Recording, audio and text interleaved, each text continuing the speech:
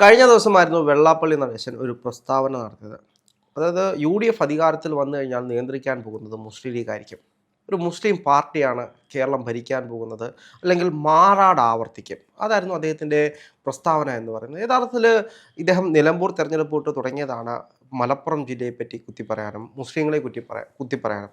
യഥാർത്ഥത്തിൽ എന്തുകൊണ്ടാണ് അദ്ദേഹം അതിന് മുതിരുന്നത്?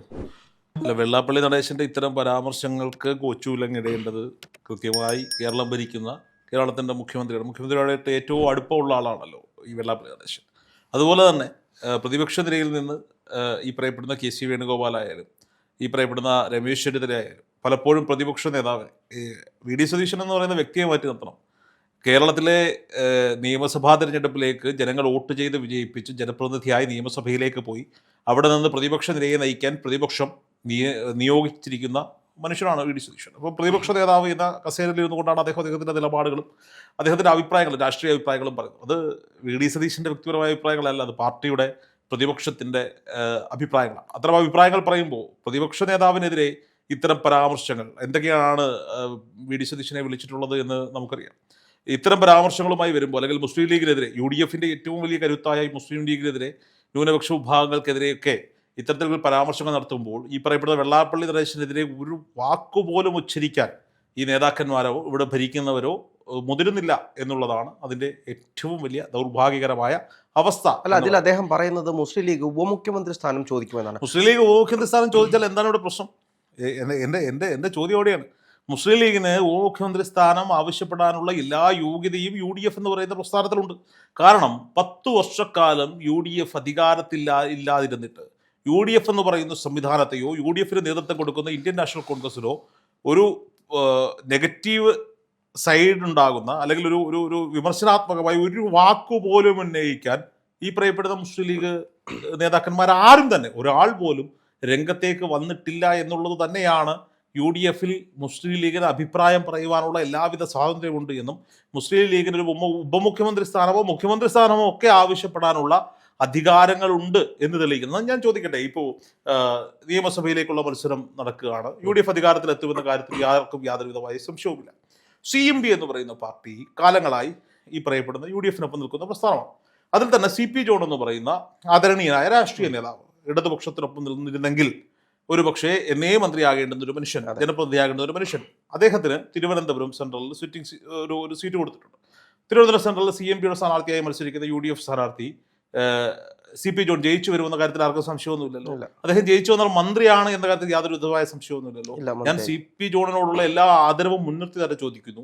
ഒരംഗം മാത്രം ജയിച്ചു വരാൻ പോകുന്ന CMPക്ക് മന്ത്രിസ്ഥാനം കൊടുക്കാമെങ്കിൽ 23-24 സീറ്റുകളിൽ വിജയിച്ചു വരാൻ സാധ്യതയുള്ള വിജയിക്കുമെന്ന് മുസ്ലിം ലീഗിന്റെ പ്രതീക്ഷ 25 ജയിക്കുമെന്നൊക്കെ പറയുമെങ്കിലും ഞാൻ എവിടെ ഇരുന്നുകൊണ്ട് പറയുന്നത് പുനലൂര് കിട്ടാൻ പോകുന്നില്ല. ബാക്കിയുള്ള 24 സീറ്റുകളിലും അവർക്ക് ഒരു 99% സാധ്യതയുള്ള പാർട്ടിയാണ് മുസ്ലിം ലീഗ്. അവർക്കതിനനുസരിച്ച് അവർ 5ാം മന്ത്രിസ്ഥാനത്തിന്റെ വിവാദമൊക്കെ നമ്മൾ കണ്ടതാണ്. അപ്പോൾ സ്വാഭാവികമായിട്ട് ഈ വരാൻ പോകുന്ന തിരഞ്ഞെടുപ്പിൽ അവരുടെ ഭൂരിപക്ഷം സ്ഥാനാർത്ഥികളും ജയിക്കാൻ പോവുകയാണ്. അങ്ങനെ ജയിച്ചു വന്നാൽ അവർക്കൊരു 5-6 മന്ത്രിസ്ഥാനമോ അല്ലെങ്കിൽ ഉപമുഖ്യമന്ത്രി സ്ഥാനമോ ഒക്കെ ആവശ്യപ്പെട്ടാൽ ആർക്കാണ് തെറ്റു പറയാൻ സാധിക്കുക? ഇനി കുറച്ച് ചരിത്രപരമായ കാര്യങ്ങളിലേക്ക് പോകൂ. ഈ പറയപ്പെടുന്ന വെള്ളാപ്പള്ളി നടേശൻ പറഞ്ഞ എന്താണ്? ഈഴവ മുഖ്യമന്ത്രി ഉണ്ടാകണം. സുകുമാരൻ നായരുടെയും നായർ പ്രസ്ഥാനത്തിൻ്റെയും ഒക്കെ ഇഷ്ടം നായർ മുഖ്യമന്ത്രി ഉണ്ടാകണം എന്നുള്ളതാണ്. നമ്മളിപ്പോൾ പരിഗണിക്കുന്ന പേരുകളുണ്ടല്ലോ, VD സതീശന്റെ പേര്, KC വേണുഗോപാലിന്റെ പേര്, രമേശ് ചെന്നിത്തലയുടെ 3 നായന്മാർ തമ്മിൽ അടിക്കുന്നു എന്നാണ് പൊതുവെ പരക്കെയുള്ള ചർച്ച.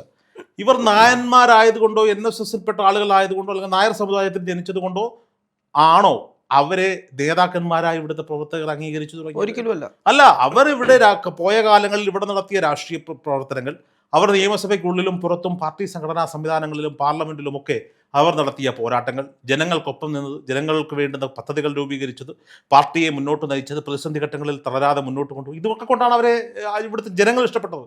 നായർ കമ്മ്യൂണിറ്റിയിലെ മാത്രം ആളുകൾ വോട്ട് ചെയ്തുകൊണ്ടാണ് ഇവർ 3 പേരിൽ ആരെങ്കിലും ഒക്കെ ജയിച്ചു വരാൻ പോകുന്നത്? ഇപ്പോൾ രമേശ് ചെന്നിത്തല ജയിക്കാൻ പോകുന്നത്, ഹരിപ്പാട് ജയിക്കാൻ പോകുന്നത് നായന്മാരുടെ വോട്ട് മാത്രം വാങ്ങിയിട്ടാണോ? അല്ല. VD സതീശൻ നായന്മാരുടെ തിണ്ണയിറങ്ങാൻ പോയിട്ടുമില്ല. അദ്ദേഹം ആ കുടുംബത്തെ ഒരു നായർ സമുദായത്തിൽപ്പെട്ട ഒരു അച്ഛൻ്റെയും നായർ സമുദായത്തിൽപ്പെട്ട ഒരു അമ്മയുടെയും മകനായി ജനിച്ചതുകൊണ്ട് നായരായി പോയ ആളാണ്. അയാൾ എങ്ങും നായരിസം കാണിക്കാൻ പോയിട്ടില്ല എന്നുള്ളതാണ് അതിൻ്റെ യഥാർത്ഥ്യം എന്ന് പറയുന്നത്. ഇനി കേരളത്തിൽ എത്ര തവണ നായർ കമ്മ്യൂണിറ്റിയിലും നമ്പൂതിരി കമ്മ്യൂണിറ്റിയിലും നമ്പ്യാർ കമ്മ്യൂണിറ്റിയിലും പെട്ടവർ മുഖ്യമന്ത്രിമാരായി? എത്ര തവണ ഈഴവ കമ്മ്യൂണിറ്റിയിൽ നിന്ന് ഈ ജാതി പറയുന്നത് തന്നെ ഏറ്റവും വലിയ തെറ്റാണ്.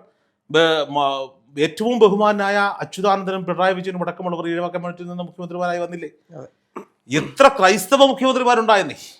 AK ആന്റണിയും ഉമ്മൻചാണ്ടിയും അടക്കം എത്ര ക്രൈസ്തവ മുഖ്യമന്ത്രിമാരുണ്ടായി. ഇനി വെള്ളാപ്പള്ളി നടേശൻ CPM-ന്റെ തോളിൽ കൈയിട്ടുകൊണ്ടാണ് ഈ പറയപ്പെടുന്ന മുസ്ലിം ലീഗിനെ വിമർശിക്കുന്നത്. ഈ അച്യുതാനന്ദന്റെ കാലം തൊട്ടല്ലേ ഇവർ ഈഴവ കമ്മ്യൂണിറ്റിയെ CPM പരിഗണിക്കാൻ തുടങ്ങിയത്. അതിനു മുമ്പ് നായരോ നമ്പൂതിരിയോ നമ്പ്യാരോ ആയിരിക്കണമായിരുന്നല്ലോ ഇവരുടെ പാർട്ടി സെക്രട്ടറിയും ഇവരുടെ മുഖ്യമന്ത്രിയും ഒക്കെ. ഇനി CH-ന്റെ കാലത്ത് ചുരുങ്ങിയ ദിവസങ്ങൾ മാത്രമാണ് ഒരു ഇസ്ലാം മത വിശ്വാസിയായ ഒരാൾ, അല്ലെങ്കിൽ ഇസ്ലാം മത വിശ്വാസ കുടുംബത്തിൽപ്പെട്ട ഇസ്ലാം കുടുംബത്തിൽപ്പെട്ട ഒരാൾ കേരളത്തിന്റെ മുഖ്യമന്ത്രിയായിരുന്നത്. കേരളത്തിലൊരു ഇസ്ലാം മത വിശ്വാസിയായ ഒരാൾ ഉയർന്നു വന്നാൽ അയാളെ വർഗീയവാദിയാക്കുക, വർഗീയവാദിയുടെ ചാപ്പ കുത്തി കൊടുക്കുന്നതിനുള്ള എന്തൊക്കെ നീക്കങ്ങളാണ് ഈ നാട്ടിൽ നമ്മൾ കണ്ടിട്ടുള്ളത്. ഞാൻ ചോദിക്കട്ടെ, ഷാഫി പറമ്പിൽ എന്ന് പറയുന്ന ഒരു ചെറുപ്പക്കാരൻ, അയാൾ KSU എന്ന് പറയുന്ന രാഷ്ട്രീയ പ്രസ്ഥാനത്തിലൂടെ, വിദ്യാർത്ഥി രാഷ്ട്രീയ പ്രസ്ഥാനത്തിലൂടെ കടന്നു വന്ന് യൂത്ത് കോൺഗ്രസിന് നേതൃത്വം കൊടുത്ത് പാലക്കാട് മത്സരിച്ച് MLA ആകുന്നു. പാലക്കാട് അദ്ദേഹം 2 തവണ ജയിക്കുന്നു. പാലക്കാട് അദ്ദേഹം നടത്തിയ പ്രവർത്തനങ്ങൾ അവിടെ ജാതിയോ മതമോ നോക്കിയിട്ടൊന്നുമില്ല.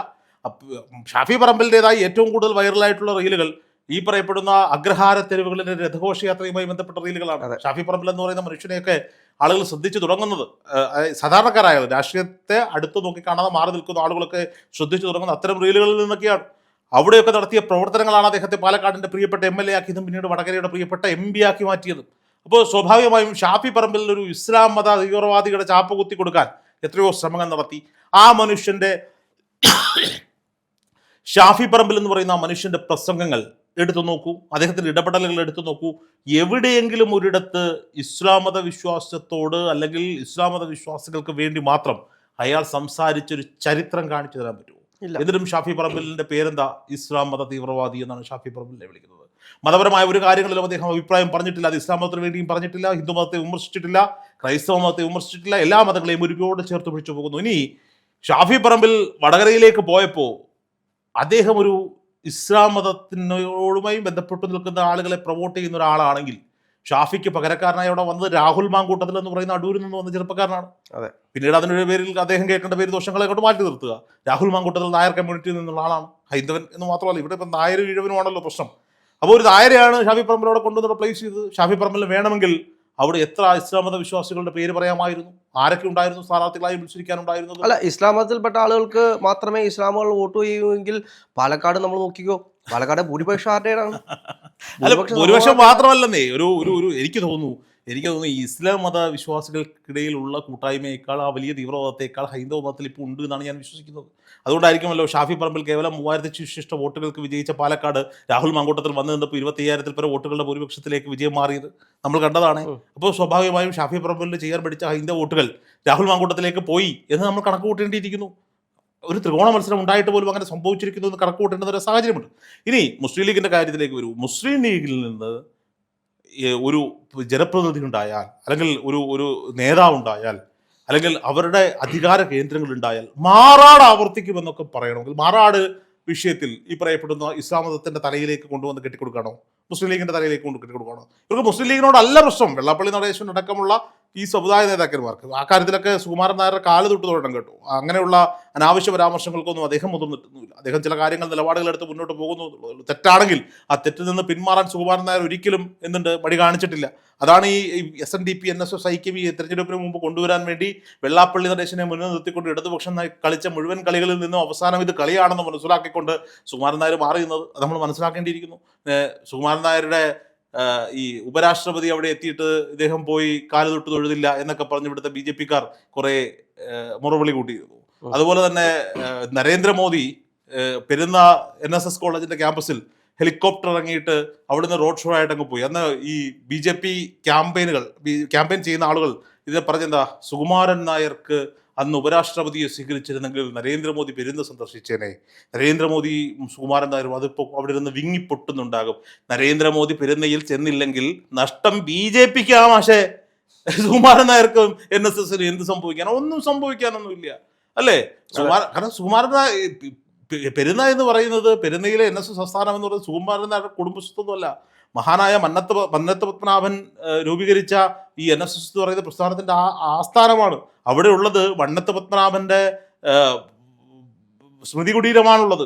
അവിടെ നരേന്ദ്രമോദിയെ പോലൊരു നേതാവിന് ചെന്ന് അവിടെ കാര്യങ്ങൾ സംസാരിച്ചില്ലെങ്കിൽ നഷ്ടം BJPക്ക് തന്നെയാണ്. ഇതൊക്കെ ഇവിടുത്തെ ഈ NSSനെ ഈ SNDP ഒക്കെ വെള്ളാപ്പള്ളി നടേശനും സുകുമാരൻ നായർക്കും അപ്പുറത്തേക്ക് മനസ്സുകൊണ്ട് സ്നേഹിക്കുന്ന ഒരു വലിയ സമൂഹം നമ്മുടെ കൂട്ടത്തിലുണ്ട്. അവർക്കറിയാം ഇപ്പോൾ NSSന്റെ സഹായം VD സതീശന് ഉണ്ടാകില്ല എന്ന് സുകുമാരൻ നായർ പറയുമ്പോൾ ഈ NSSുമായി അടുത്ത് നിൽക്കുന്ന നായർ വോട്ടുകളിൽ കൂടുതലും അങ്ങോട്ടേക്ക് തന്നെ പോകും. കാരണം അവർക്കറിയാം.